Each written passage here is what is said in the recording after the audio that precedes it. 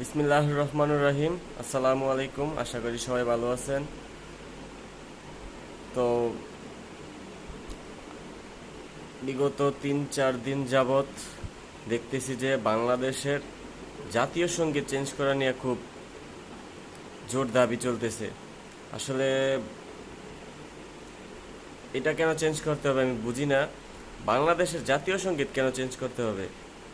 এটা কি আওয়ামী লীগ, বিএনপি, জামাত ইসলাম কারো সম্পদ যেটা বাতিল করে দিতে হবে? এটা আমাদের রক্তের সাথে মিশে আছে, জাতীয় সঙ্গীত। এটা কেন চেঞ্জ করতে হবে ভাই? বুঝলাম না। এই জাতীয় সঙ্গীত কেন চেঞ্জ করতে হবে? এটা কি দোষ করছে? আমার সোনার বাংলা আমি তোমায় ভালোবাসি, এটা কেন চেঞ্জ করতে হবে? এটা তো আমাদের রক্তের সাথে মিশে আছে, কেন চেঞ্জ করতে হবে বুঝি না। আপনারা কমেন্ট করে